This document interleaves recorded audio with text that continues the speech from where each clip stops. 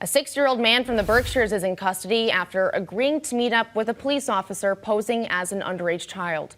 Earlier today, state police detectives carried out a child enticement sting. That's where they caught this man, 61-year-old Scott Clemens of Pittsfield, arriving to meet up with an underage child and took him into custody.